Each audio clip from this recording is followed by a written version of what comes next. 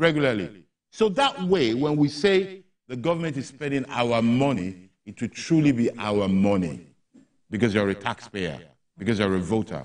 If you are informed and you have stake in the Commonwealth, your view about the matters of the nation will be different. You will not be swayed by the 2,000 naira of today that you are saying because you have invested more in your tax. The 2,000 will not sway you. You will not be swayed by ethnicity or religion because you're an employer. You want somebody that is competent to do the job.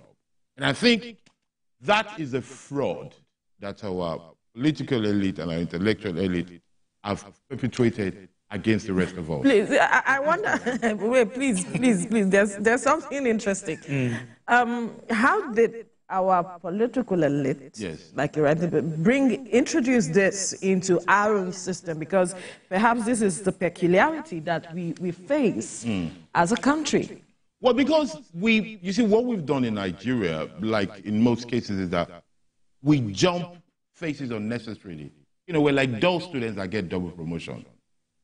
They don't have the intellect, they don't have... Those are strong words. Yes. That's what happened to us. Because generally, if you look at our history, what have we done?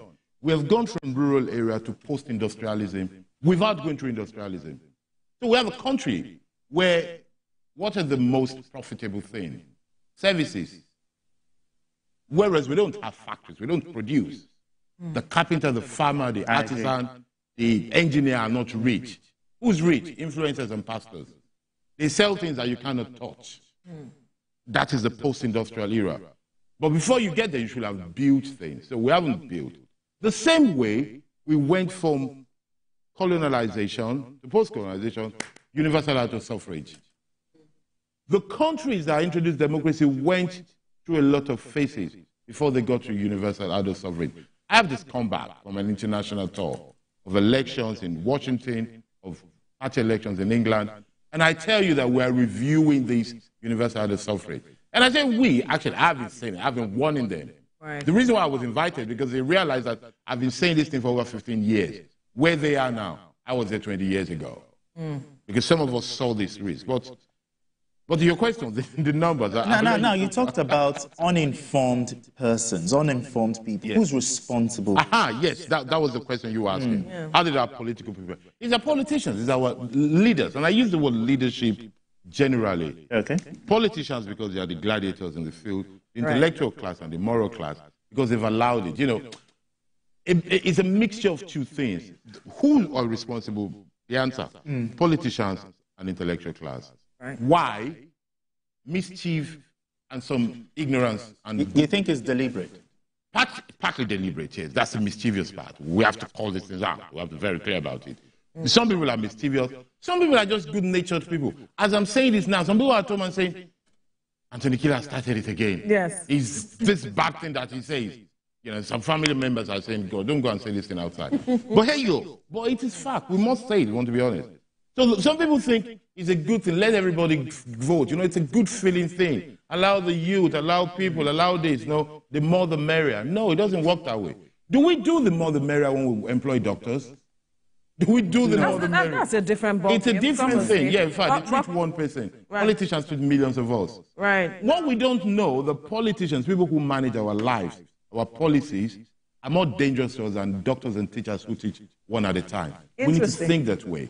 Interesting. Now, we just saw live feed coming from Owo in Ondo State. There we have seen the INEC officials or ad hoc staffers, as you may want to call them, already on the ground there, preparing and waiting for voters to come out to vote. And we have seen the trickle of some voters coming out there to go and check the register and also see what can be done before the process begins in earnest at 8 o'clock. And so we'll definitely be bringing you details of what is happening out there. You see them, they are checking their names, their details, they're ready to vote. And I wonder for you, Anthony, Ondo State is one of the states a lot of persons have said to be politically aware, to have politically aware, you know, residents. That's the second part of the question. Yes. Why few people? Before we go to the... the philosophy of politics thing. Well, from the numbers that we're seeing, because when you look at Edo State election, initially a lot of persons felt, oh, we'll get a number of people come out. But unfortunately, 24%, like you mentioned. Yeah, 24% in Edo State. So are you hoping for perhaps a 35 or 40%? No, I'm not hoping for. I don't hope for these things. I project it. I do lead to hope. A lot of people will not come out in Ondo State for a very simple reason, because there's no real competition there. I was in Akure, Okitipupa. I toured Ondo State a few weeks ago before I traveled to see what was going on there. And I accuse the opposition parties in Ondo State of committed a fraud against democracy. They're not fighting. When you say fight, how do you mean? Well, they're not out there. They're not showing that they're a credible alternative. The PDP is asleep, the Labour... Let's not mention political parties. Oh, yeah, we can't mention... But what should be the role of opposition, really? Opposition should be proving themselves to be a credible alternative. They should be showing that they have people, they have programs that can offer something else than what the government of the day is offering. And at the moment, the opposition in the Ondo elections have not shown that. I literally counted for every poster of one party, the one that is probably going to win today, to the number of posters of the other parties. And I counted about... We can't assume, because in politics... Well, we can assume. But some of us can predict. Well, you can't assume. Some of us can actually project this thing, because we've seen what is going on in terms of boots on the ground, in terms of feeling of the... Talk to us about what you saw. Well, some of us are paid... so positively about a particular party. Well, because the others have not put up a fight, really, and the people are feeling it, that it's a waste of time. They've not shown, that they're there to take charge. There is... So let's put it, we can't talk party, but if you look at the candidates on the field, the main ones, they have some things in common. They're all former deputy governors. Okay. And there seems to be a sort of consensus that let's let this one go and do it. The fraud against democracy, I say. Because we don't say these things, and it's part of why we have a problem. We don't look at the duties of everybody involved in the arena of democracy. Government of the day, opposition, media, intellectual class, clerics, social leaders, community leaders. We don't talk about the duty of everybody. The government of the day has a duty to govern, and we must hold them accountable for that. Opposition has a duty to hold government accountable and to provide alternative in every step. Alternative of program, alternative of people. You need to show that we can do things differently. We have the people that can do differently. It is a duty that they have because they've earned the vote, and that is their raison d'etre. That is their reason of being in that field. But in this country, after election, a lot of opposition people just go to bed. They go back to sleep. It takes them 4 years to wake up from the defeat. Well, actually 2.5. Because after that, they wake up to start trying to vie for office again. I wanted to remind them, because when they go to sleep, when they don't do their duty, what they've done is that they're depriving the nation, the Commonwealth, of vibrant ideas. And they're depriving the nation of that kind of fire that wakes up government to know that if I don't perform, these people are going to... But you don't see it as the incumbent party, infiltrating the opposition just to whittle down their powers. It is very possible, but it is the duty of the opposition not to be infiltrated. I think they should have gatekeepers. They should look. Or maybe the incumbent party having a perfect system whereby they can infiltrate. There is no perfect system. No incumbent party was born as an incumbent party. It is the duty of people to resist infiltration. If you have boys and you give them the job of men, they're going to be bought, they're going to be bullied. But if you have men doing the jobs of men, they will stand up. So the problem we have is that we have a lot of people who are not fit for the offices and the roles they cover. Because they do not have the gravitas, they do not have the backbone to stand up to things. They are easily bullied and bought. It must be said, bullied and bought. But this wasn't the case many years ago. So I am wondering how we got to this point where people or parties are easily infiltrated, where people are easily bought, where we are handing over roles to to boys instead of men. And, you know... Or girls in the job of women.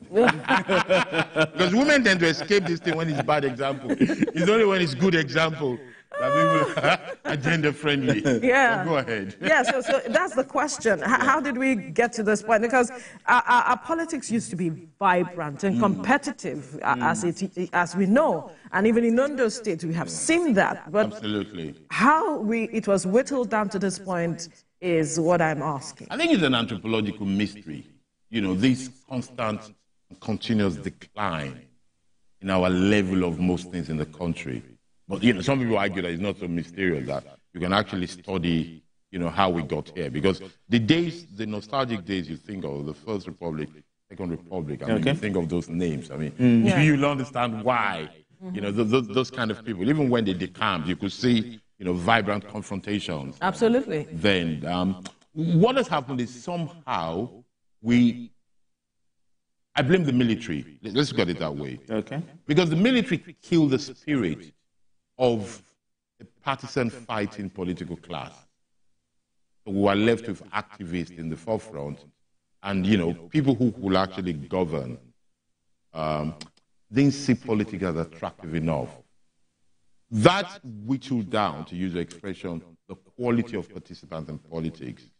So that the people who went to power were people who could take the risk, who didn't have major things to do. Because let's look at the history of Nigeria, you know, of this republic. Okay. 98, 99. Those who fought for democracy, the very top ones, they didn't go to office. They went back to some other professions. I think of, you know, a lot of Nadeko people, a lot of...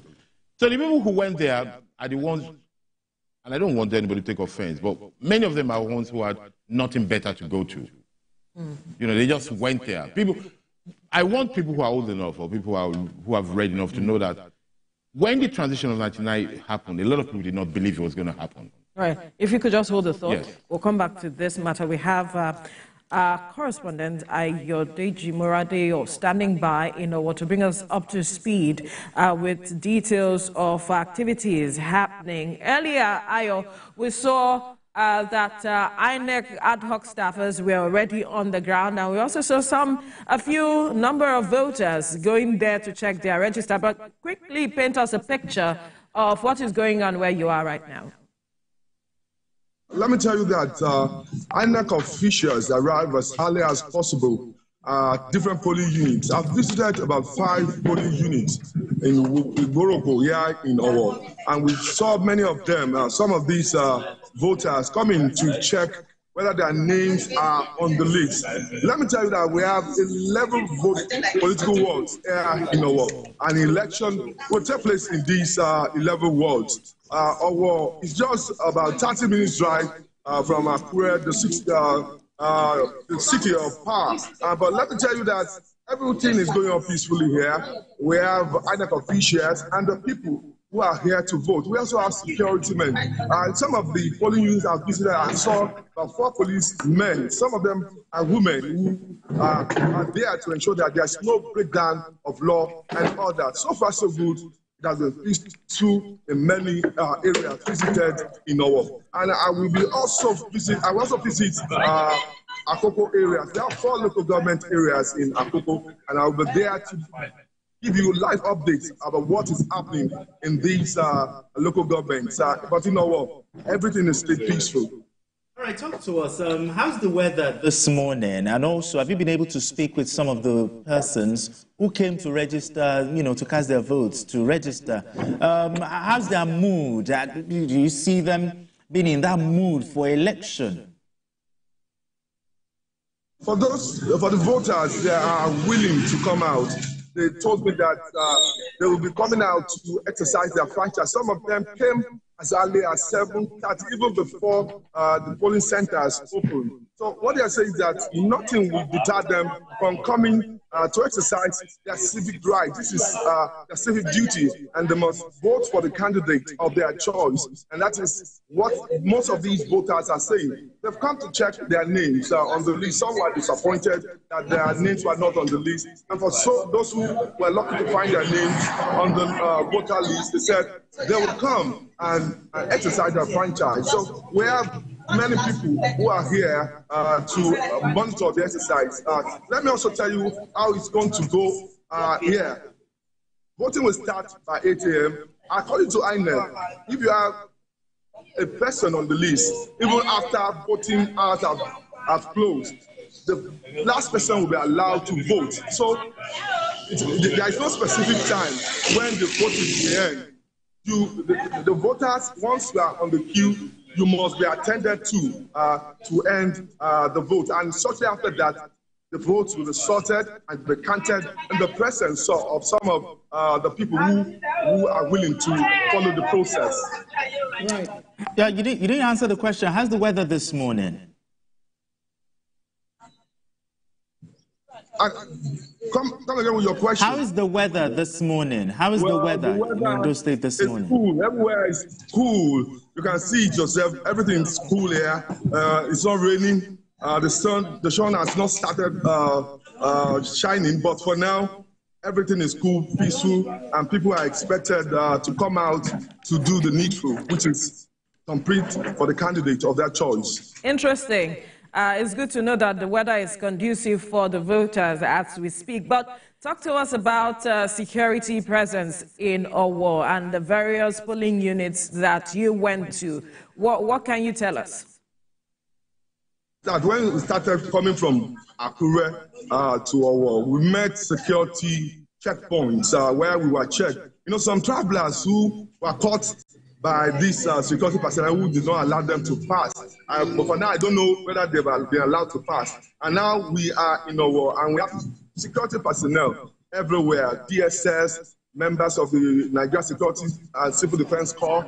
We have the police. We saw some other security agents who are also part of this exercise. So in terms of security, we have many of them who are moving around in different vehicles to monitor the situation, to see what is happening at different polling units. Where I am now, we have about 3-4 policemen who are here to maintain peace, to ensure that there is no breakdown of law and all that. So far, so good. Everything is going on well in Owo. And also, some of the persons you interacted with, do they show signs that they have trust in the electoral umpire, especially in the area of integrity and transparency and fairness? Well, some of them said what they want is transparency from the electoral body, that the electoral body must be neutral to all the political parties and ensure that the way the votes are sorted and counted as transparent. So they are willing to stay to the end of the voting process, that they will wait and see how the votes will be sorted and counted in their presence. So that is what these people are saying. They want to be part of the process from the beginning to the end. All right. Yodeji will definitely keep tabs with you on developments coming out of Owo as events unfold in the course of the election. Thank you. All right, let's get back to our conversation. Anthony, well, Owo is one of the local government areas that INEC has said all eyes should be on, but I'm wondering, we're already seeing activities like he has rightly pointed, but why do you think that Owo is such a key, from your perspective now, why you think Owo is that key local government area to watch? Oh, well, you know, because it has a history of vibrant political activism generally, but also because in this specific election, because of the relationship between we can't mention political parties, but between the camp of the incumbent and the camp of the former governor. So there's a statement to be made. If right. that is, probably the battleground in this matter more than everywhere, because there are factions within the party, some looking right, some looking left. Let's put it that way, and there's also personal contention going on, which goes beyond party politics. It's actually a battle of individuals, of loyalists of the former late governor who did not go with the present governor and incumbent governor. So that is the reason for that. So history... And that will determine a lot. Well, determine a lot, because a big constituency, as you heard, and also, it's quite a vibrant one, an influential one, because what happens in Owo, for people who follow in those states, affects a lot of the communities around it. Now, let's look at the electoral umpire. The INEC chairman, Professor Yakubu, said that, they've learned their lessons from what happened in Edo State, and this time you see a different INEC in Ondo State. How assuring is this? Oh, no, I've stopped following what the electoral empire says, because for me, they fell short of glory a long time ago. And, you know, How long ago? Well, quite a long time ago. You know, there's some. I'll finish the sentence. They fell short of glory a long time ago, and I doubt they're redeemable. Yes, I think INEC should be overhauled. I think INEC should be thrown away. Why? And reset. No, these are very strong statements. They're very strong, but very because clear and very we have to be careful about our choice of words. I take responsibility for every word. My name is Anthony Kila. I'm a political analyst. The terms of my work on these issues are detailed, and my positions are new. We understand that, yes. But then the choice of words, there are people who can be easily swayed and influenced by statements like that you are making. Well, I hope they are. But the issue is this: if you're talking of overhauling, yes, right? What are you talking about what are you looking at in terms of the overhauling of INEC? Will that even resolve the issues of the trust deficit that people have? Well, we start from where you stop. I think the trust deficit is a product of the fact that INEC says we've learned our lessons from last election. They're always learning their lessons from last election. When are they going to graduate? You know, they keep learning every day. We learn every day as humans. We learn every day. Not institutions. Individuals learn every day. Institution is a social construct. Who make up the institution? No. Institution is a social construct that before you do it, you sit down very well, you learn from history, you learn from geography. Before you make a policy, before you set an office, it's not a personal thing where you stand up in the morning and pray to God and say, God, help me. And, you know, I learn. That's an individual life. The life of an institution is where you lean on the shoulders of giants. You sit down and say, this office that we want to construct, this policy that we want to put forward, how has it been done in history? How is it being done in Asia, in America, in Europe? Let us come up with the best things so that we don't make errors. You put together different brains that study the reality and project the future and come up with solutions that would solve our problem. INEC needs to overhaul, I argue, because at the moment it is not fit for purpose. The INEC of the future needs to be decentralized, it needs to be digitalized, and it needs to be devolved. And a lot of things need to be outsourced. I believe that if you truly want credible, transparent election, you need to link PVC with BVN. I believe that a lot of the functions that local government and INEC offices are doing now should be taken away from them, at least should be complemented with others. I believe that, for example, registration of voters should be a continuous thing, not something that needs to stop. I argue that, for example, banks should be allowed to give out PVC the way they give out ATM cards, because it is linked to it, so you take away that crowd. They say to me, what about people who don't have banks? We can meet them at their needs. But really and truly, in 2024, if you don't have a bank account, should you be voting at all? But let's leave that aside. That's a valid one. So let's leave that aside. I believe that way that election results should be something that wherever you vote, as you voted in your ward, you will know your result. All you need to do is to go to a system and see if it tallies. I believe the same way we guard our money, like the banks do, we can guard our votes that way. I even argue that you don't need somebody keeping us late till night, 2 a.m., 3 a.m., 4 a.m., to be counting the votes and be calling some strange numbers and looking at it with glasses, waking us up. We don't need all those things. Those are very archaic, obsolete ways of doing things. If you digitalize it, we can actually see as the voters going. Go there, refresh, as the voters going. Everybody knows. You don't need a collation center where everybody sits down.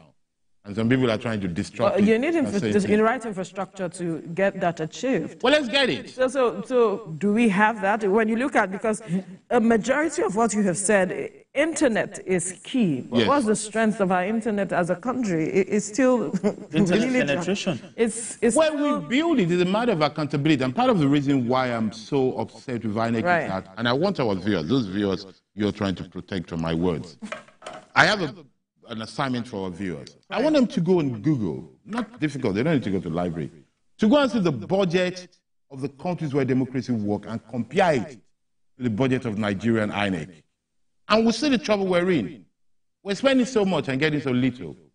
But you see, it is easy to pick on INEC. INEC is just one part of it. Our real problem are the politicians.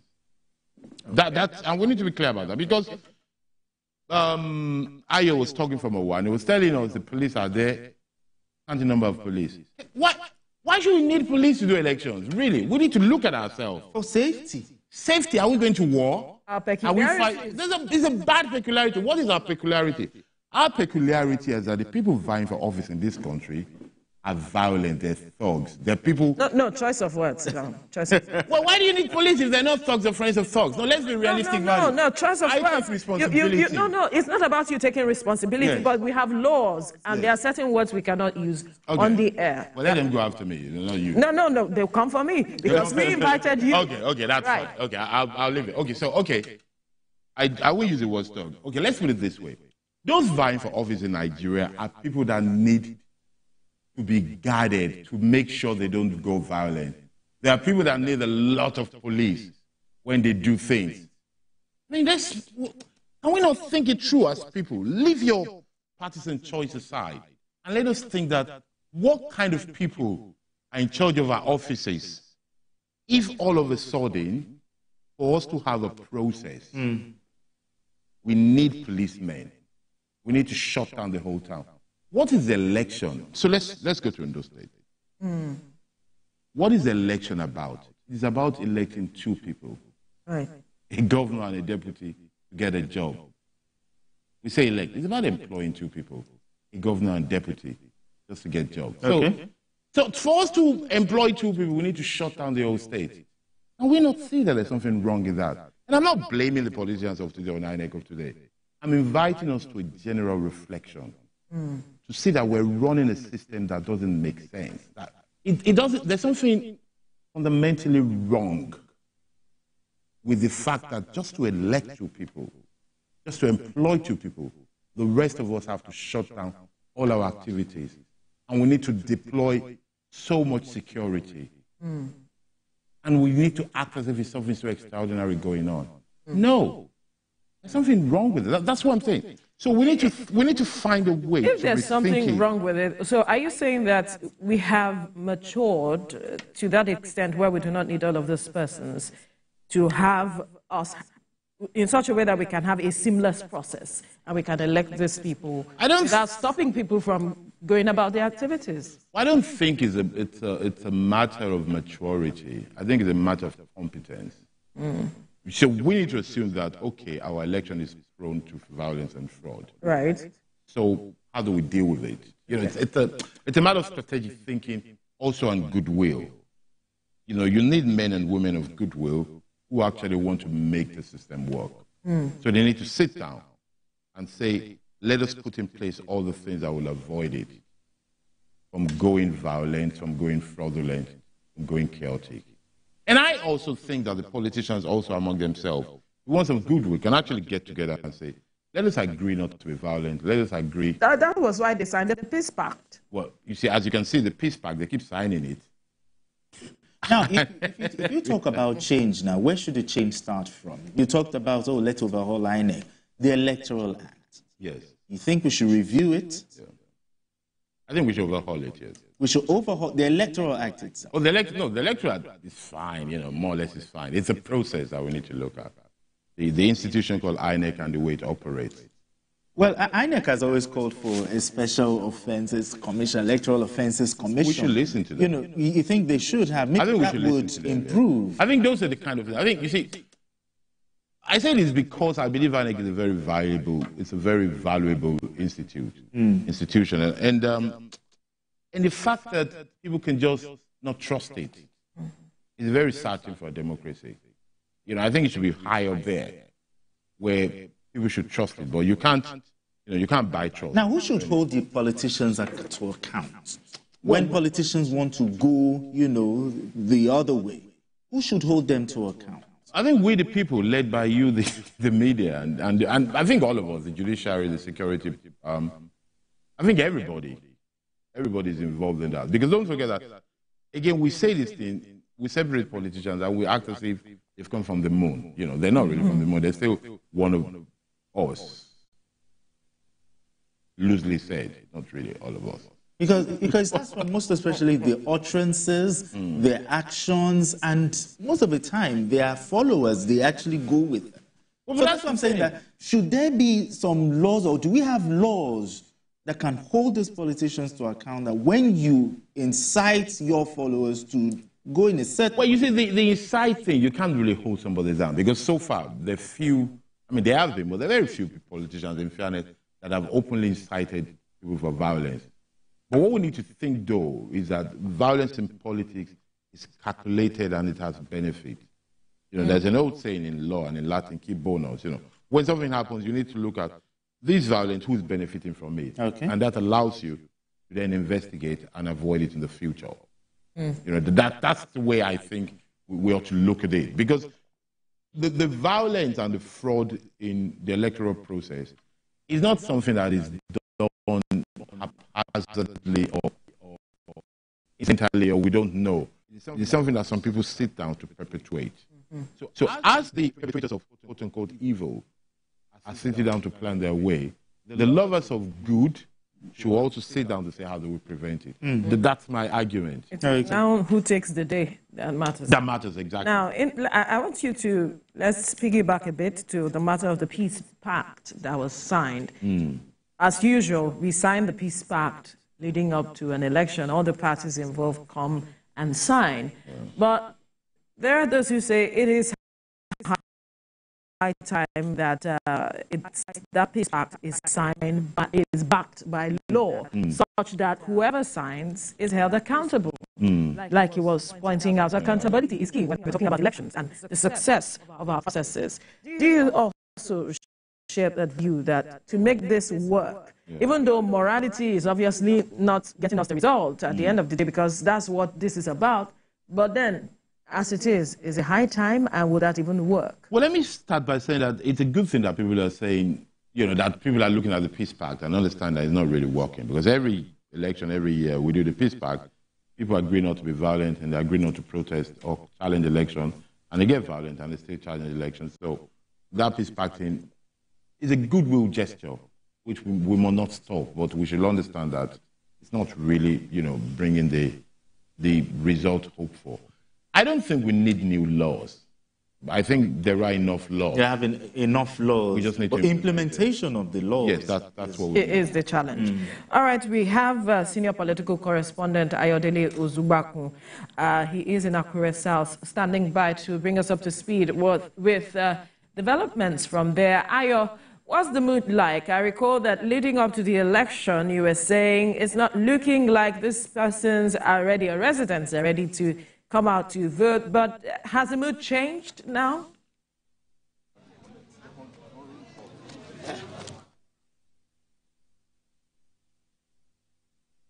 Are you there? All right, we'll definitely get back to you as soon as you can hear us. Okay. Anyway, still talking about this. I mean, we've had two leaders.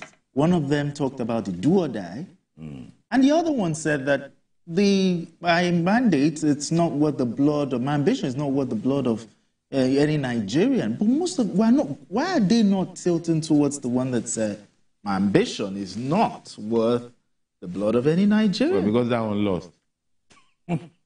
The one who said so lost.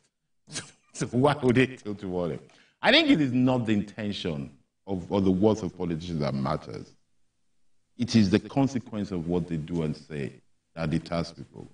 You see, the countries where election is not violent and is not rigged, it's not because the people would not rig or use violence if they could. It is not some kind of innate or ingrained or acquired value. It is because the system does not allow them to do it. It is because at some point there's another part of the country that is making sure that thing is not. You see, I think in Nigeria, part of the problem we have is that we have a monolithic ambition. Everybody's thinking one way. You know, everybody wants to be senator, governor, president. There are not people who are thinking, I want to be famous for the person that stopped Nigeria from rigging. And I want that diversity. I keep saying this thing, the diversity and opinion. You know, I want some young people to grow up and think that I don't care about being president, but I want to be the person that will tell the president to stop that nonsense. All right. Let's quickly put you on hold. Yeah. We have Ayodele Ozubakun, senior political correspondent, standing by now to bring us up to speed with development from Akure South. Ayo, right behind you, I can see a number of persons have come out to check the registration and see perhaps their names. But has the mood changed from the look of things? You know, leading up to the election, you were saying the mood in Ondo State does not seem like the people are ready to turn out to vote. But right behind you, it seems it's a different story. I'm struggling to hear you, but I heard what you said about the mood. Maybe the mood has changed. But this is Sacred Heart Cathedral in Akure South local government.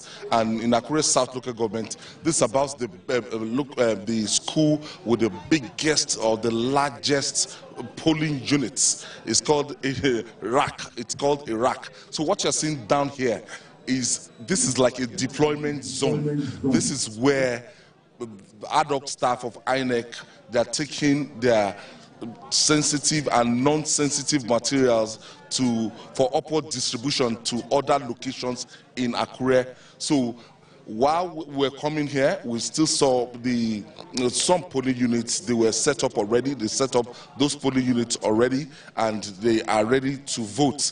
And 68, I told you that we have in this Sacred Cathedral here in Akure South local government. So what you are seeing there is a deployment zone.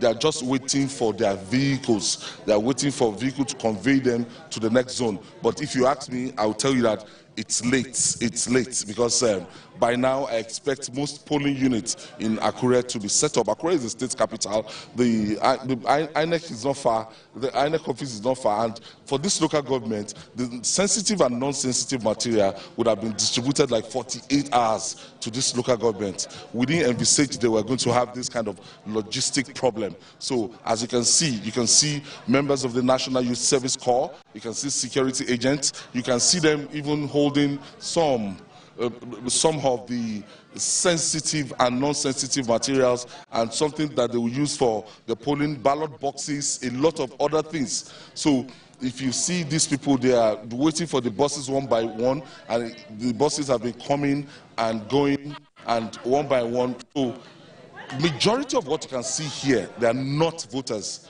I've not been able to see the number of voters, but in other polling units down, as I told you earlier, we have 62 polling units. I can see some of the polling units, people going through the registration, going through their registration lists to spot their names and actually to start the process proper. But of all the 62 polling units in this school, I can tell you that, okay, this one very close to me, they are getting ready, but they've not started yet. Getting ready, putting things together, and normally we should see would be voters across this. You can see the beavers, you can see the electoral officer 1. You can see, normally statutorily you have electoral officer 1 and electoral officer 2 and 3. So in each of the polling units, there are meant to be four electoral officers, and they call that the leader of the team is an electoral officer, and 3 other ad hoc staff will be called assistant electoral officers. So those are the ballot papers, and they are getting set for the business of the day. As I told you earlier, this is Akure South local government, and this is Sacred Heart Cathedral. And in this particular cathedral, we have 68 polling units. 68 polling units. That's massive, if you want to ask me. And it also serves as a rack for Akure South local government. That is a registration area. So people, deployment, and every other thing, is going on here, and we're waiting for more officials to come. But when you talk in terms of turnouts, I will tell you that it's too early to call. And from what I've seen so far, I've not seen people so enthusiastic, because other election, even before the ad hoc staff gets here, would have seen, the electorate. Maybe later in the day. So we'll keep watching, Veronica.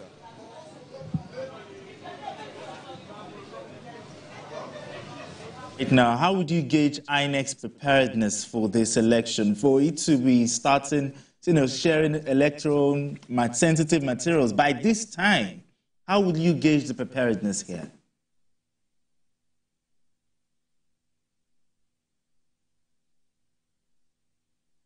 I think we lost connection there. Yeah. But let's bring the conversation to the studio now. Anthony. Okay, so you can ask him again. We're here. Okay, yes. Ayo, so good to see you. So I was asking, looking at what is going on right now, how would you gauge INEC's preparedness for the election? Hello, Binga. Yes. Okay, I asked earlier, how would you, looking at what you're seeing, sending, just distributing sensitive materials at this time, after 8, how would you gauge INEC's preparedness for the election?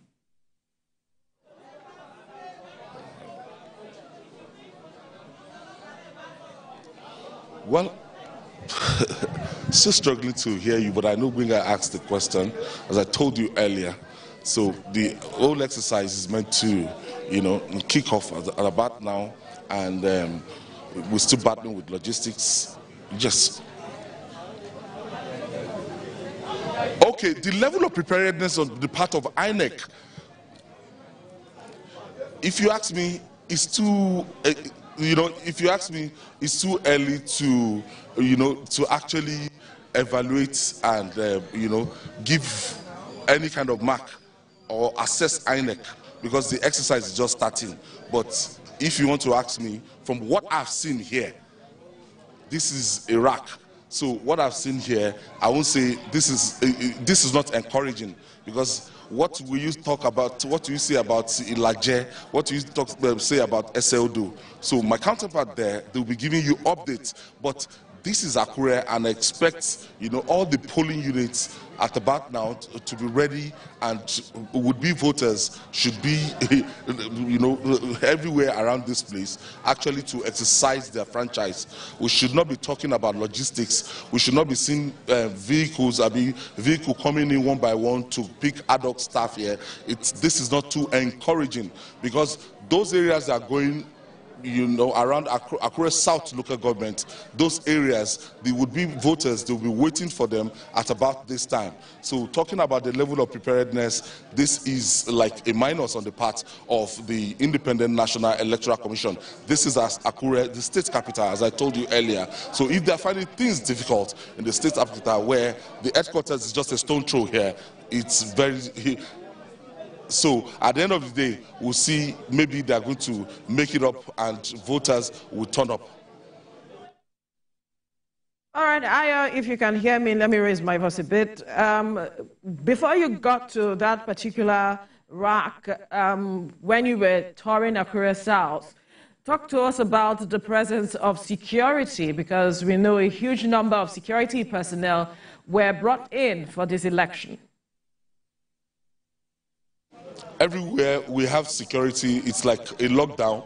The whole city is on lockdown.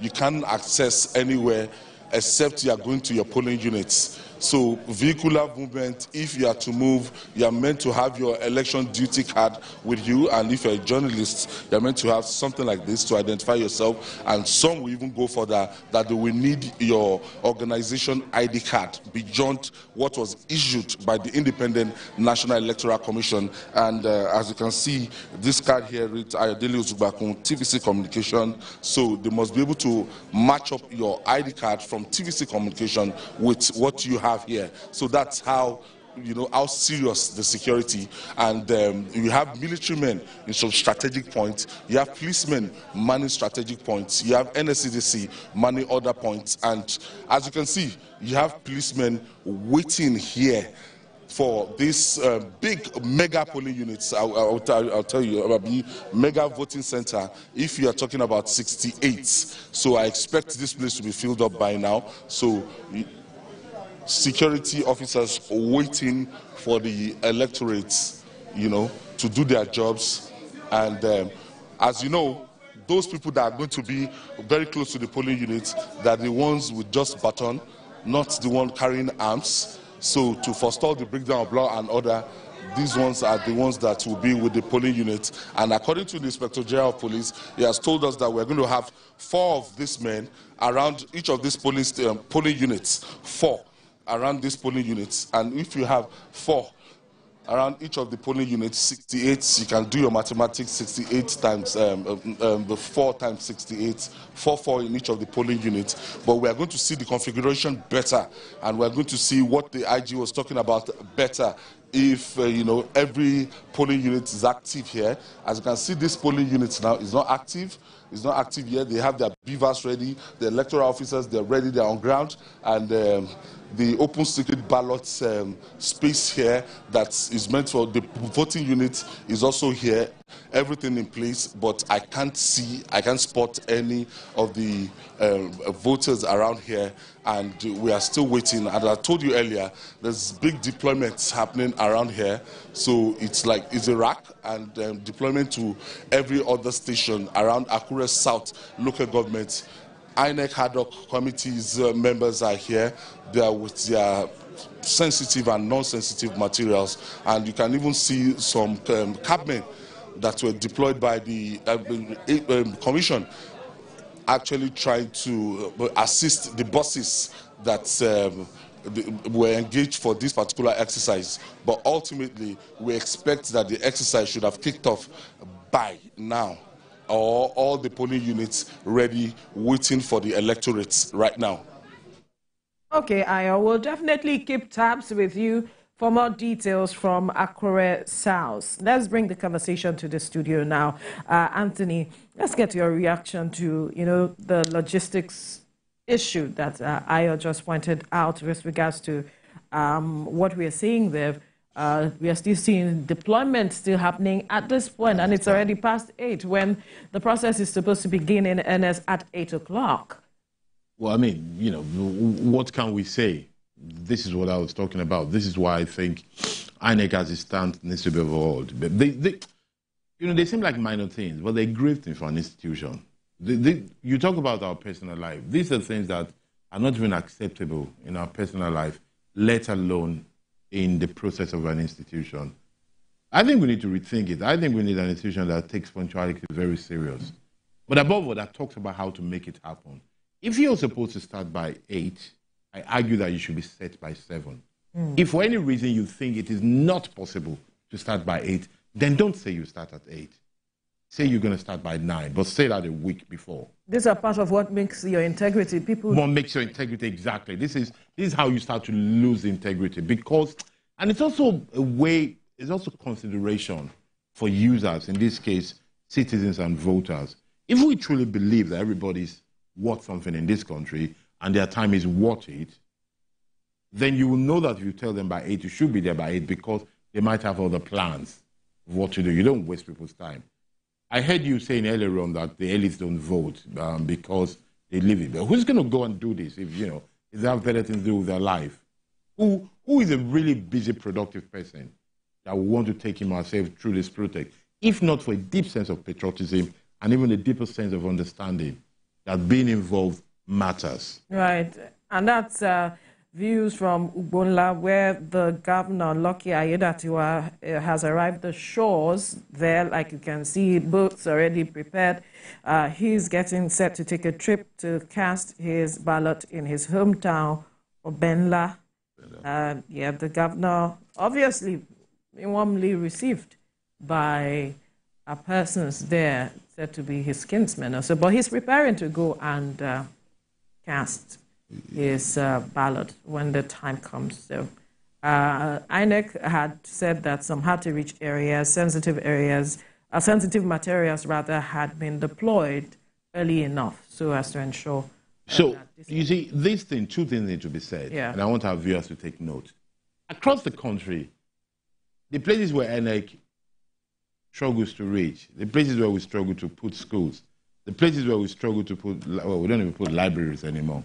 By the way, let's try to do some libraries. People hear me. There are still some libraries. Yes, but we haven't got enough. We need more. The places where we struggle to put a lot of facilities, have you noticed, their viewers, that somehow election posters manage to get there? No matter how remote and difficult to get. You see, what that tells you that it is doable. I say this, not as a jibe at anybody. Actually, I want you to inspire people to know that these things are doable if we really want to. So maybe INEC needs to learn from politicians how they reach the nooks and corners. And then we all need to learn to that. Maybe. But don't they try? They try. Who? INEC. You see, you have to be careful about this woman, viewers, because it is this try business that leads us in trouble. We don't need to try. We need to get it right. Right. This idea of saying this person is trying, don't try. Get it right. There is no half. It is full or nothing. That's the way institutions ought to work.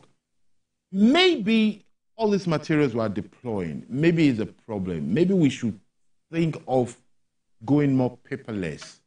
So we don't need to deploy so much material. So you're saying more technology? Maybe. Technology. Yes, maybe. With the risk, knowing that some people now sit there somewhere trying to get it done. Maybe we need to think it through.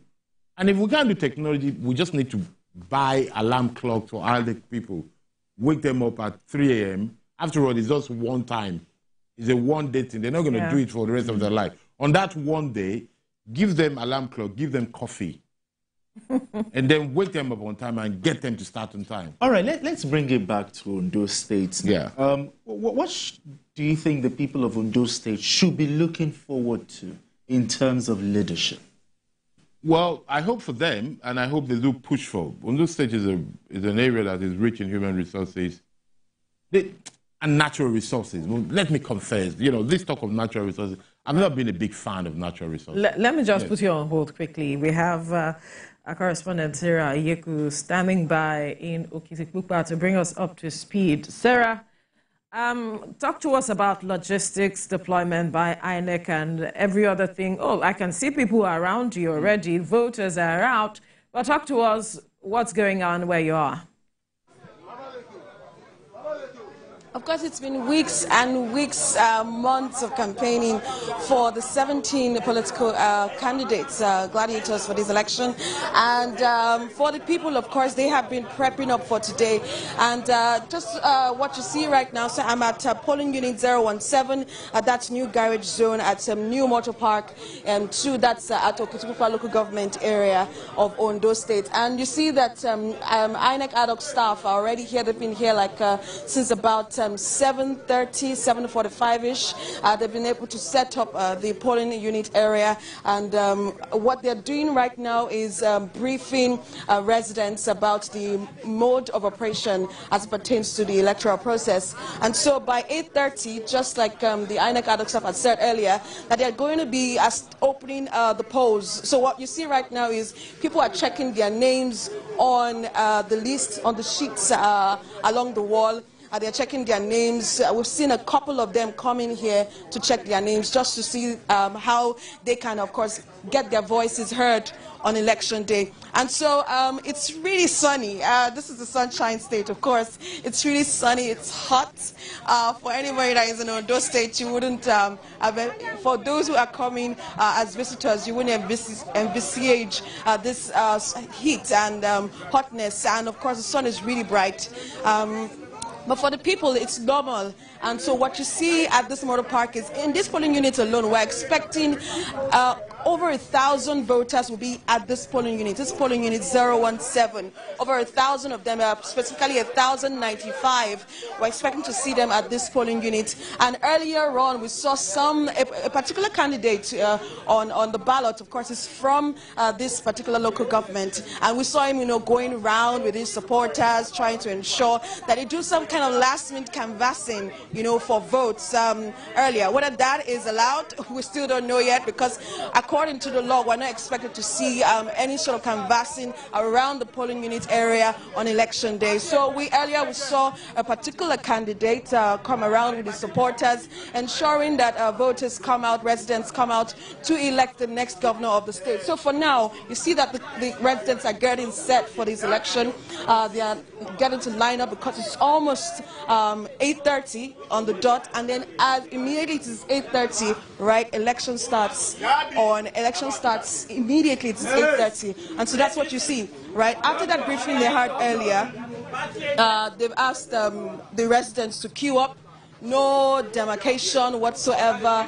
male and female are on the same queue. You can see the security operative there ensuring that there is peace and order. And you know, for this election, right, the security operatives have said that they're deploying 22,000 security operatives. And when we're coming in this morning, Veronica, like, the security was watertight at most of the border towns leading to Okutupukpa. From Akure to Okutupukpa, it took us about 2 hours, more than 2 hours to get to Okutupukpa this morning. So at different checkpoints, there were military checkpoints, police checkpoints, NSCDC checkpoints. So it's difficult for anyone who wants to jeopardize or, you know, sabotage this process to pass through those numerous checkpoints and get to any of these polling units. So we're expecting that by 8:30, right?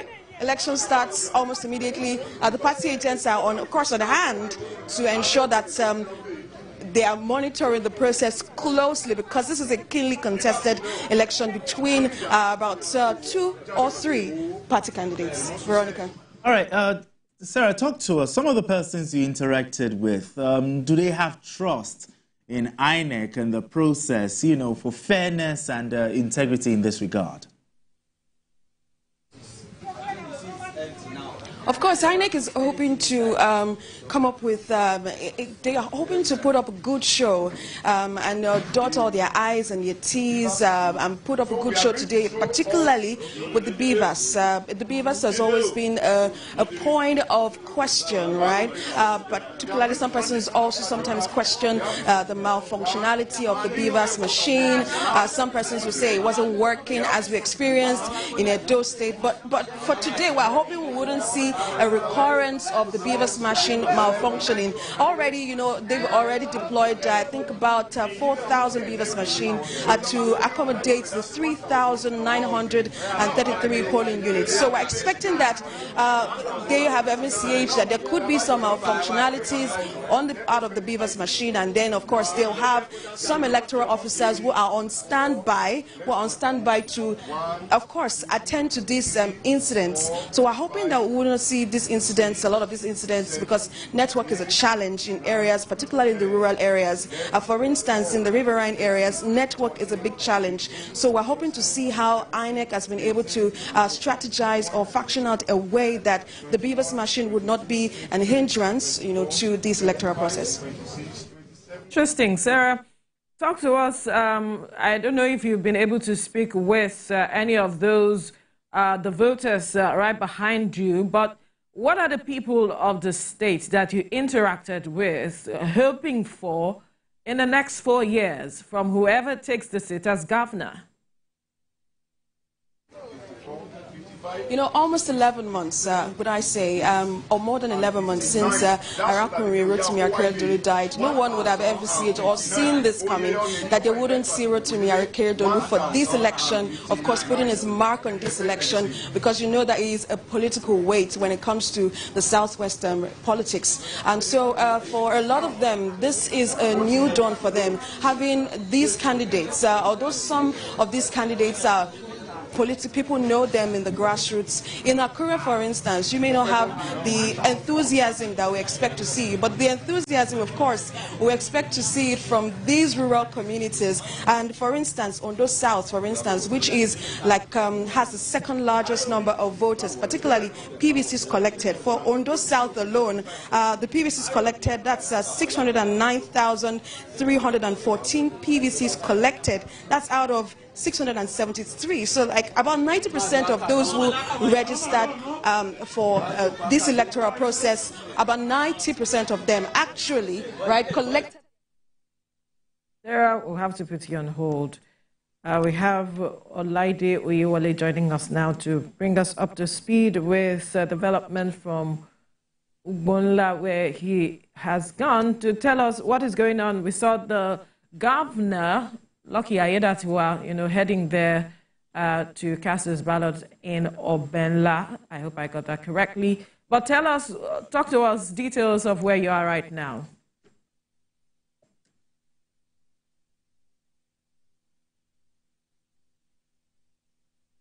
Olaide?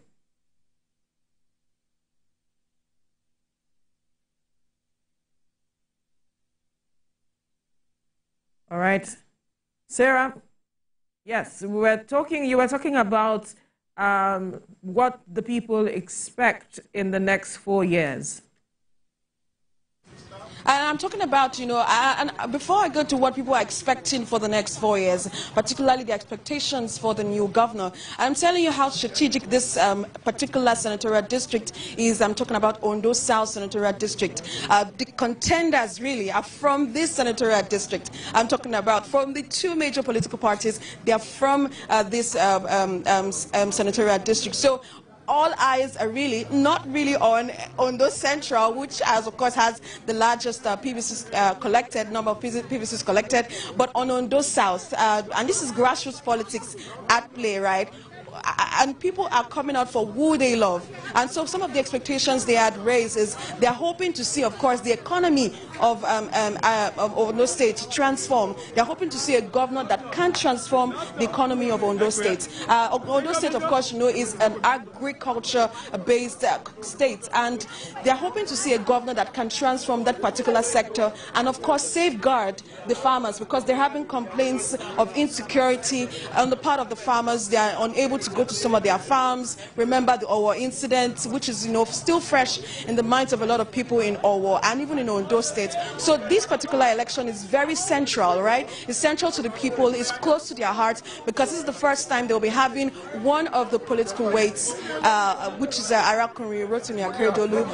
Is not here anymore, but somehow they still love him. And this particular candidate, some of these candidates, particularly contenders, worked with Arakunrin Rotimi Akeredolu. So they're hoping that some of these candidates will inject some of the ideals or ideologies of former Governor Rotimi Akeredolu, particularly. So we're hoping to see how these candidates will fare in today's election. So the expectations are high, and voting has started already, and a lot of people are still coming out from their homes to vote. And like I said earlier, this particular polling unit will be having over 1,000 voters come here to cast their ballots for the next governor of the state.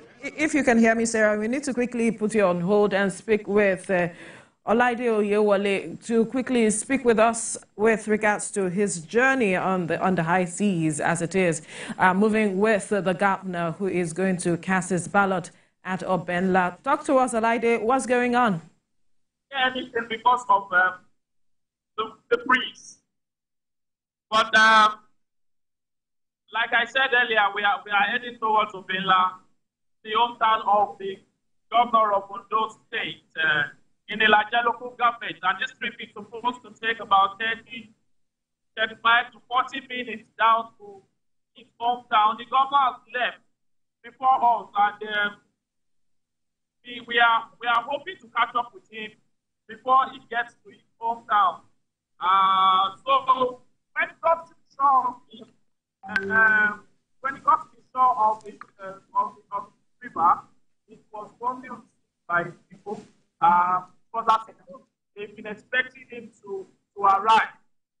So he greeted the people around and headed to the boat to his hometown, where he's going to cast his ballot. So far, it's been peaceful here in Ondo State, and even on the riverine area, also been peaceful. And we are hoping that we get to. We don't know if what has started, where we are going, but hope that when we get there, the governor will be able to cast the ballot immediately he gets to his hometown. So that's okay for now.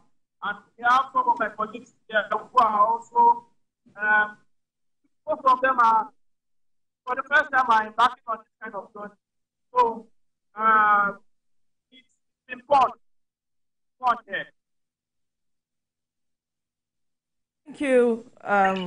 Olaide, we'll definitely get back to you for more as we monitor the governor's, he casting his ballot at Obenla. Now, Sarah, it's back to you. You can quickly talk to us.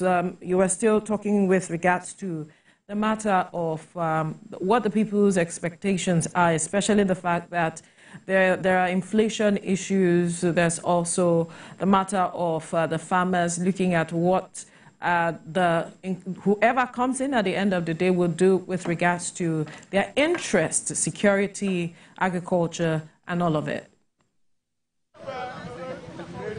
It's very strategic, particularly this election, even for Southwest politics, because Ondo State has always been one of the campaigners, of course, for regional politics, right? And it started with, of course, the former governor, Rotimi Akeredolu. And so what we're hoping to see today is people, of course, come out, you know, to show us who they actually want to vote for. I don't know if any of you would like to speak with us to tell us what your expectations are for the new governor. Kila fẹ́ kí governor tuntun ṣe? Oui. Kila fẹ́ kí governor ṣe fún wa bí? Governor tuntun tó máa wọlé kila fẹ́ kó ṣe? Ó máa ṣe dáadáa fún wa, kó ṣe dáadáa fún wa ni. Kó sọ̀nà fún wa. Kó tó gún kó sọ̀dọ̀ ẹ̀rọ. Owó school kó sọ̀dọ̀ ẹ̀rọ. Gbogbo nǹkan tó ń ṣe tí àwọn ilé tó ti ṣe kọjá yìí ìbàjẹ́ náà ṣe wọ́n ṣe nǹkan kan tó dáa ilé tó ń bọ̀ ìyẹn ló ó lè máa gọ́ọ̀mẹ̀ntì ṣe ju wọn ṣe kò sí wàhálà.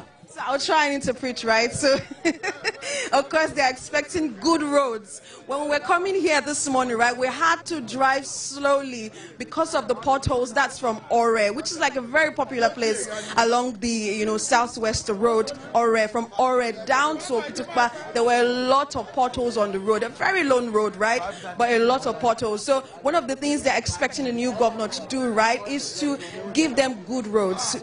Good roads, good roads. That's what they're talking about. They also talked about good schools. They're hoping that there will be a reduction in school fees. So all of this, of course, boils down to the economy, how the economy is, and they're hoping that the governor will be able to help them with that. It's a really difficult terrain. I'm talking about the Ondo South Senatorial District, because part of this senatorial district is where you have the riverine communities. This is just a few part of the local government of the senatorial district that is on land. I'm talking about Okitukpa. That's one of the local governments on land. Most of the communities are riverine communities, and there have been challenges of sea incursion, and we've reported this over the years. I've been here 2018, 2020, 2022 to also report about the sea incursion affecting Ayotoro and those riverine communities, and it is really massive. So I'm very sure a lot of these voters from this senatorial district are expecting that the governor will bring something new and give them a better economy, an economy where they can thrive, an agricultural sector where farmers are safe, where farmers can thrive, where people can go to school at little or no cost, where they can get education at little or no cost. And so that's, we know, what's on the lips of a lot of these voters that are at this polling unit. All right, talk to us. Are you impressed with the voter turnout and also the presence of security personnel there? Do you think the people are a bit intimidated by their presence? You know, just talk to us on those two.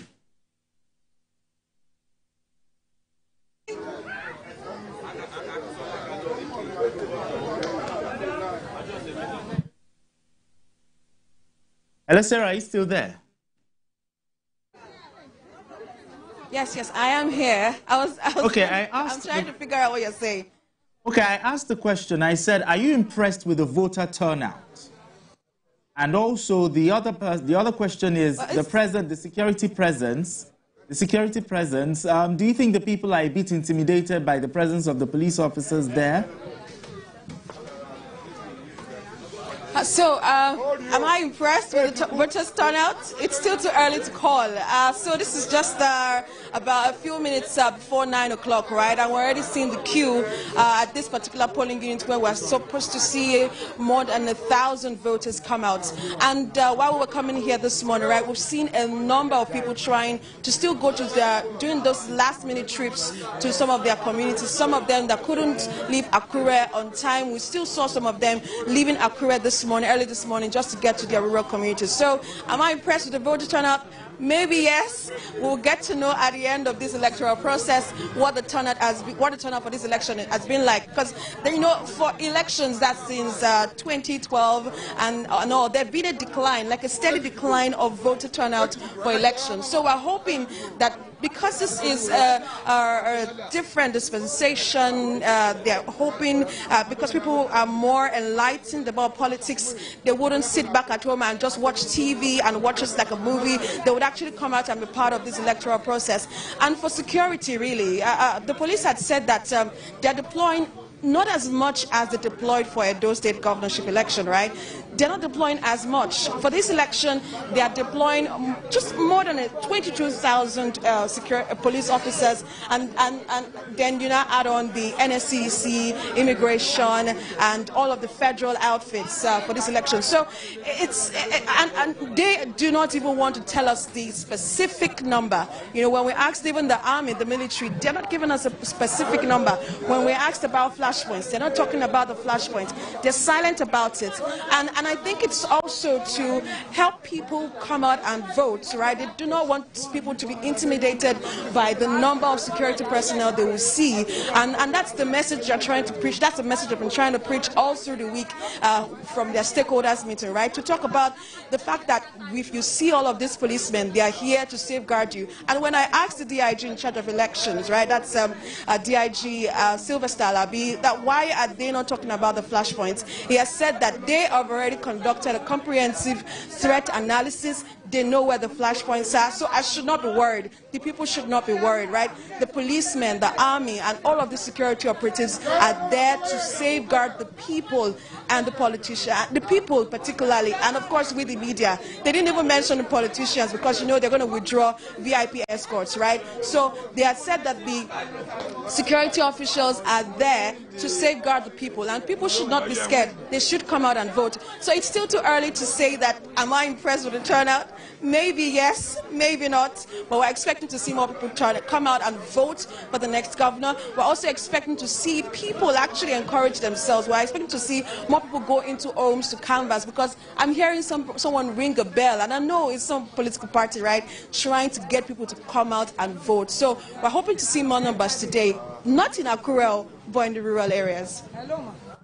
Interesting, Sarah. It seems people want to just go about their duties, but definitely we'll keep tabs with you for more updates from where you are. Let's quickly move over now to Owo, where we have Ayodeji Morade standing by to bring us up to speed with developments. We hear that voting has begun at Ahmadiyya, but then talk to us.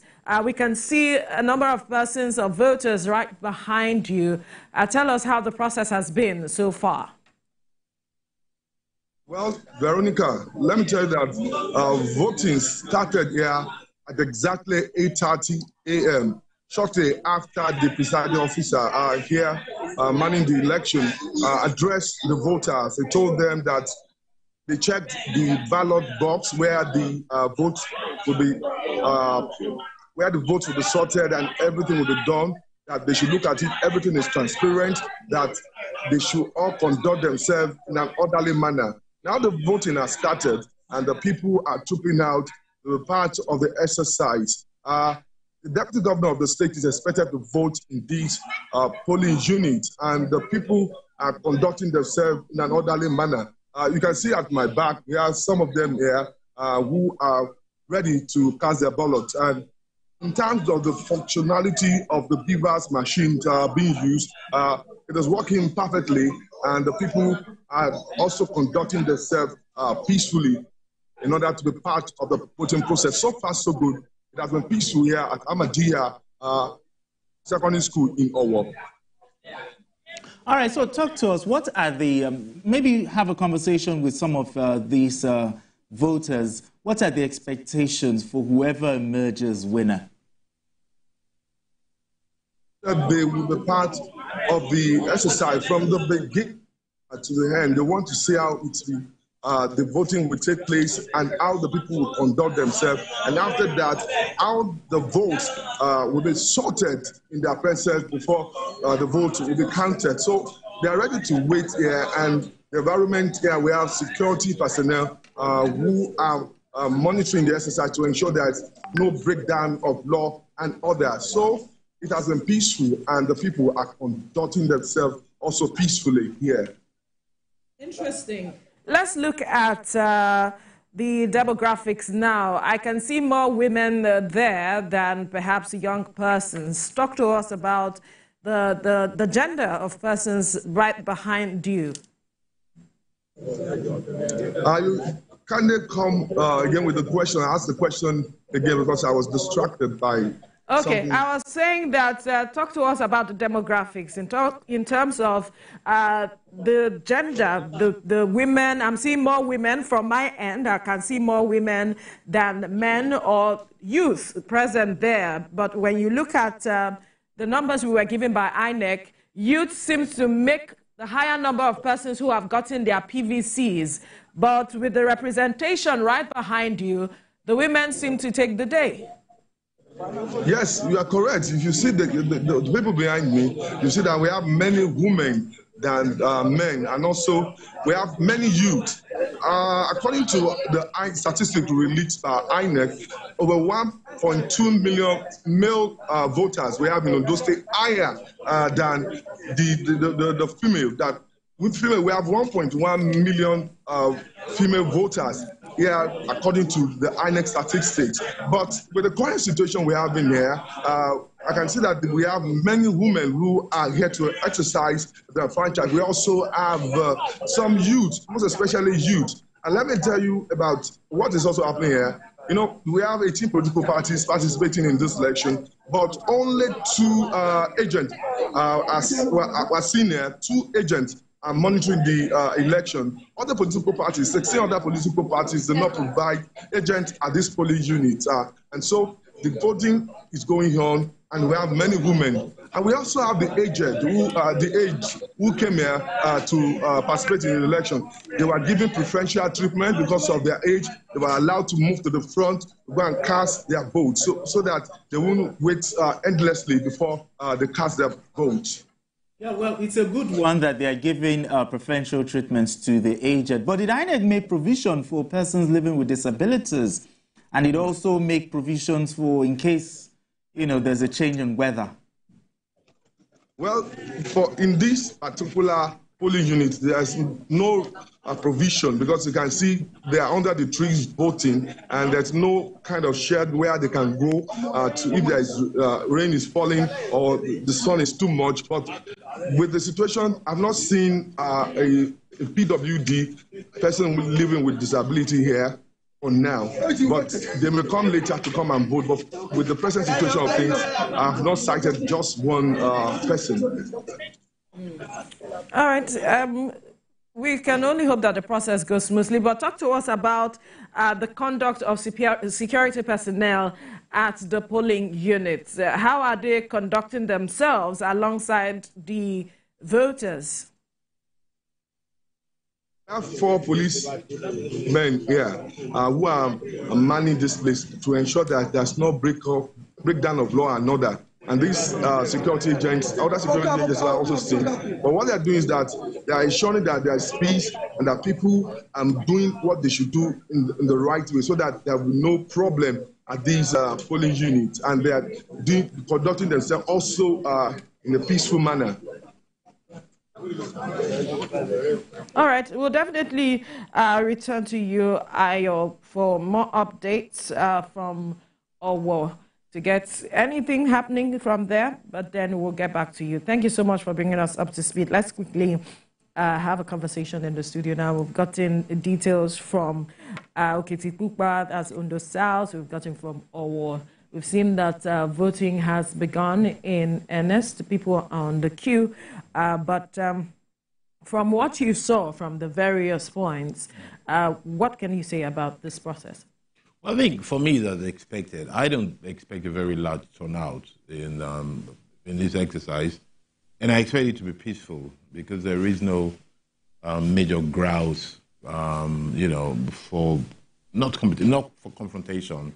I think it's going to be peaceful exercise. Touch wood, you say that, then they try to disgrace you. I hope some people will not go and make it violent just because I said it will be peaceful, just to prove me wrong. But I think more importantly, it is those who, after today, whoever wins, that we should be appealing to have a good program for the state. Ondo State is a place full of potentials. and it's quite low on outcome. But if you tap into that potential, it's a state that becomes truly great. I believe the central point should be people development.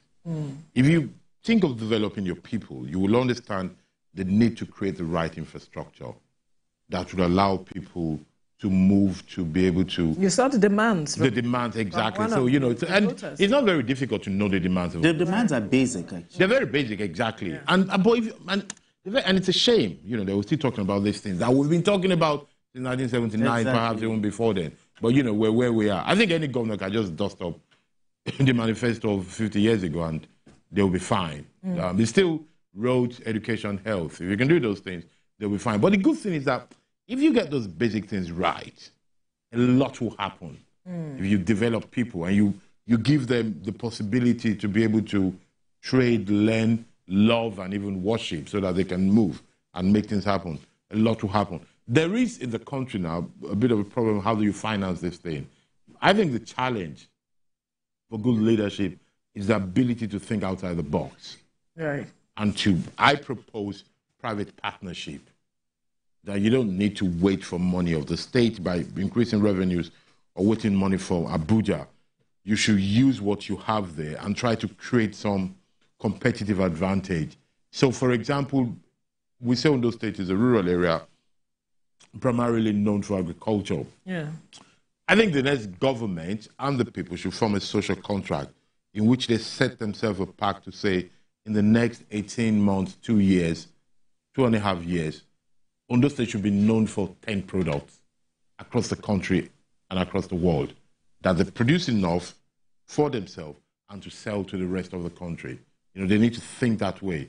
They need to develop, perhaps take health and take tertiary health sector. That is, you know, interventions that are not emergency, that are not primary, and build centers that can serve the region of the Southwest, if not the whole of Nigeria. It could be something for the eye, it could be orthopedics. We have Lagos, let them not compete with what we have. You know, they should look at something that people will go there for. Agriculture, good tourism, yes. It is very key because yes, exactly. I recall at some point the Southwest governors met and said, you know what, we need to come together and address this matter, yes. Seeing how things are going on in the northeast, northwest attacks here and there. Yeah. We need to work together to ensure that we secure what we can here, because there's something we can contribute to the food basket of the nation. So it's important that perhaps they begin to look in that direction, because inflation for Akure, for instance, for Ondo State, for instance, is at about 37.20%. Yes. And that is one of the things the man said that Sarah spoke with, to make things easier, that's what he said. For the people. And that's what a lot of Nigerians are asking. Beautiful expression you use, so Ludero.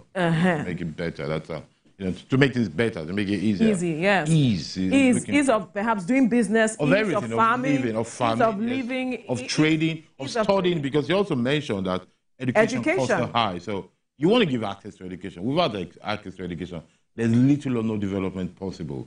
Because even the basic of artisanry needs some form of education, especially now that technology is required. So we must take the binomium of health and education very serious. You know, you don't want people to be educated and dead.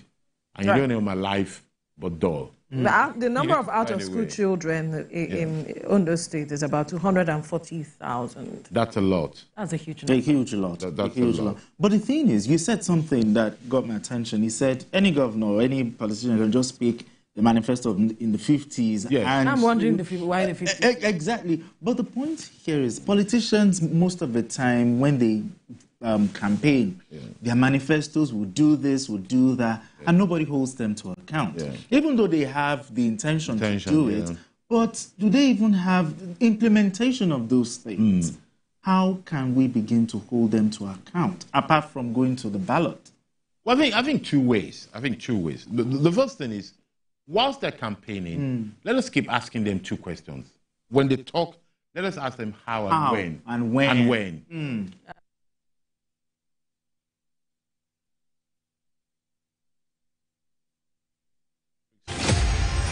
Maya Angelou was a civil rights activist. They say, don't steal, don't lie, but they know the church is full of liars and, you know, and adulterous, believing that one day adulterous people. Yeah, knowing that one day they will stop it. You know, we just need to keep saying it. then when they're in power, we then need to keep monitoring the thing, reminding them that you said to us that this will happen in 6 months' time. You know, this is month 2. Yes. How are we going to get there? I think that's the kind of way to make it happen. But are the people that are aware to hold the leaders to account? Yes. Are the people that are aware? Well, most of us are not aware, but the few that are aware, that have the...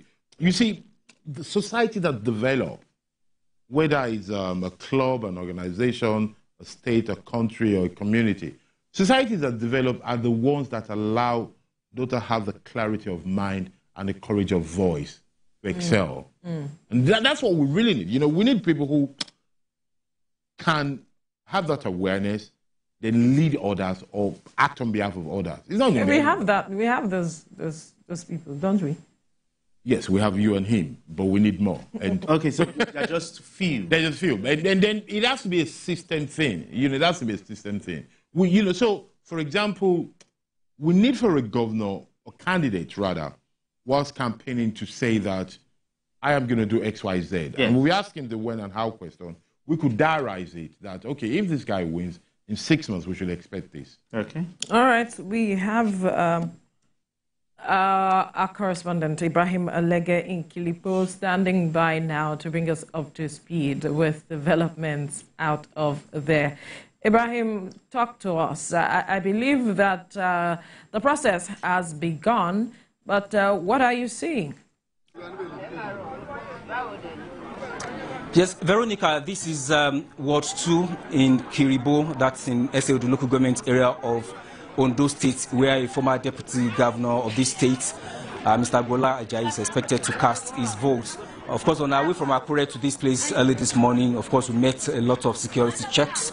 People have to be checked appropriately. And I must report that while monitoring the election on the way to this place, the voting materials and the INEC officials actually arrived on time. And as you can see here, people have started, casting their votes. The accreditation started on time, and people, are orderly. It's been so far so good, and the expectation is that more people will come out. But one interesting thing again that I observed while coming was that we had some people going to their farms, some are even at their construction site, and of course we saw some people at their worship centers.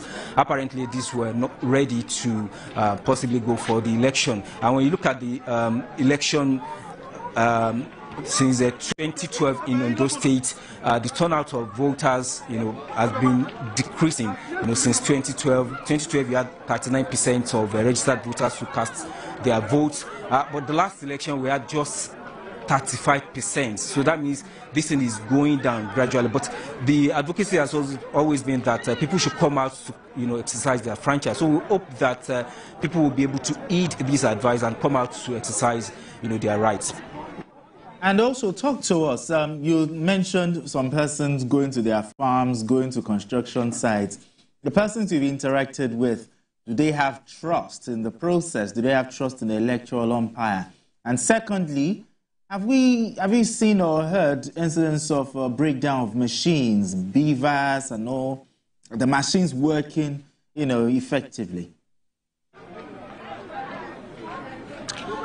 Because as at the time I got here, Beavers was working perfectly, and even up till now, people are still there. The Beavers machine is working perfectly, at least where I've been able to, to check.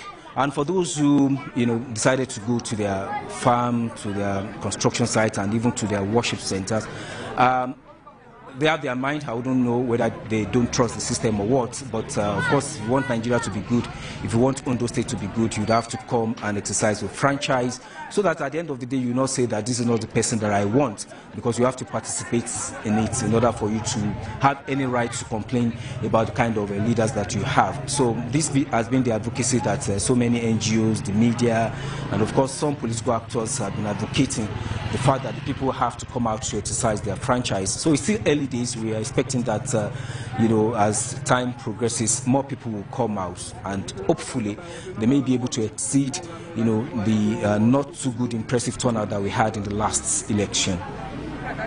All right, give us a sense of the voters, talking about their demographics. I can see a number of women, although some of them are under the shed there, so we cannot necessarily see who they are, whether they are men or not.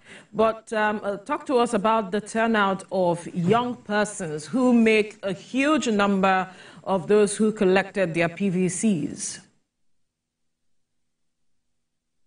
Yeah, according to the statistics from INEC, women constitute 49.6% of PVC collectors in Ondo State. Of course, men have 50.4%. But in spite of these, you still have them, a lot of them are here, just to cast their votes. And this has been the advocacy by so many women groups that we have 18, political parties participating in this particular election. But no woman is a governorship candidate. We only have one woman who is a deputy governorship candidate in this election. So they are calling on political parties, different political parties, to ensure that they give women the chance. Some of them will, queue under the sun in order for them to cast their vote for their preferred candidate. But when it comes to representation, in governance, they are nowhere to be found, especially when it comes to elected positions. And part of the statistics released by some of these NGOs, is the fact that in Ondo State, you do not have any female House of Assembly members. So they want this to change, despite the fact that they participate actively in election. They have 49.6 PVC collection rates. Unfortunately, there's no representation. They don't have any female representation in the House of Assembly. And of course, the governorship candidates, none of them is a female. All right. Ibrahim will definitely keep tabs with you for development out of Kiribo, where you are. Thank you for bringing us up to speed. Let's bring the conversation to the studio now, where we still have Anthony Kila, professor, to talk to some of the things that he has pointed out. Women representation. We've always spoken about the 35% affirmative action, and then when it comes to elections like this, we see how women are at the forefront of campaigning, pushing the narrative, and the men ride on the backs of the women to, push their campaigns. But here we are having seemingly no representation of women coming out as a candidate. But he said we have a deputy governorship representation there. But talk to us, really. Is this about tradition? Is it culture? Why are we not making a headway, seemingly? Well, I think it's a bit about culture and tradition, but also a bit about the process of politics, the way politics is practiced in Nigeria. It's not very woman-friendly, at least not friendly to married women with children.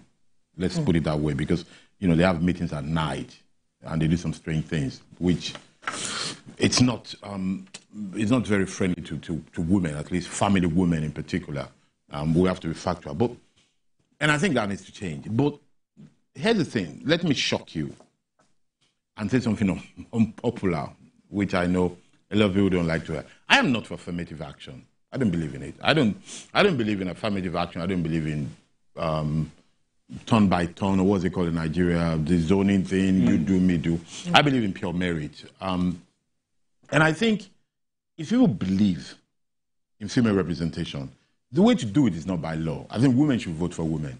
Women supporting women. Yes, it's a very straightforward thing. If you believe that it matters, then you should vote that way. I don't believe that it matters, because it is good. It is a good idea in principle, in our hearts. There's something that just feels good to say, oh, let's put more women, let's put more people. It's a feel So it should not be about sentiment. I like sentiment. It's not even sentiment. It is a feel-good thing. I don't like to call it sentiment. When people want to do bad things, they say, let's not be sentimental. I say, let's be sentimental always. I'm always sentimental. It's just a feel-good thing. Okay. But if you look at it, raw data, and I concede your expression, let's not use sentiment. If you consider raw data, there is no proof in Nigeria that where you've put women, there's been less corruption or more competence. There's no data to back that. It doesn't mean that it hasn't happened. It doesn't mean that it hasn't happened. So the desire to say, oh, let's put more women because they will steal less or act better. Oh, we've seen what they've done. Let's not go there. Let's not go there. Let's not go there. But I believe, though, that if people feel strong about it should be negotiation and action. But this idea of doing parties, it by law, yes. The political parties, yes. Can't they? It's always so hard for the women to get there. Yeah, to why? get the vote, so, in the buying of the parties. Yeah, the buying of the parties. Well, that's it, because the people choosing think they can get away with it. If all of a sudden, I think, you see, our idea, this is our barbarism. We always think we should look up to the people on top to make things happen for us. If the people look at themselves... They will be influenced, don't they? So I have another strategy for women. Look at yourself and say, sisters and friends, let's not vote for any party that has no women. That way, you're doing a demand-led innovation, i.e., you're demanding for it. Okay. But you're demanding for it not by begging. You're demanding for it by holding your vote and your consensus ready. Say, let's wait for them. And standing by. And say, we're waiting for you. Don't bring women, you don't get our vote. You will see that politicians will change immediately. If they see that the path for them to get vote is by putting women. I argue that the reason why they can do so now is because they know they can get away with it. I have a couple of daughters, and I'm teaching them something already that if you're very keen on this, put your money only where there are women. I say to them, you want to open a bank account? Do you want a woman to be a board member? Go and look at their members on the board. If there's no woman, don't bank with them. If you're so keen on it.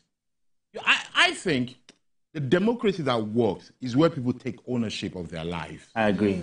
It is not this idea of saying, oh, let's do affirmative action. Oh, why aren't politicians giving women slots? No. If women feel so strong about it, and I say this thing, it's a bit complex because I consider myself a feminist and a very committed one.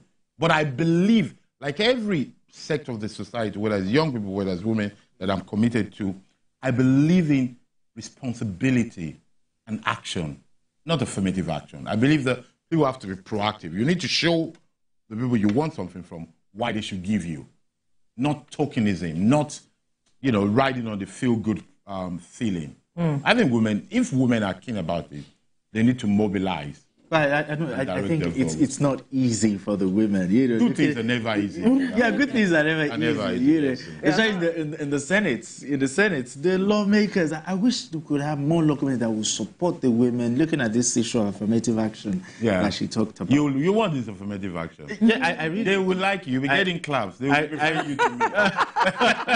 I really do. I have a wife at home because if I don't, it might not be so nice when I get home. You have to impress.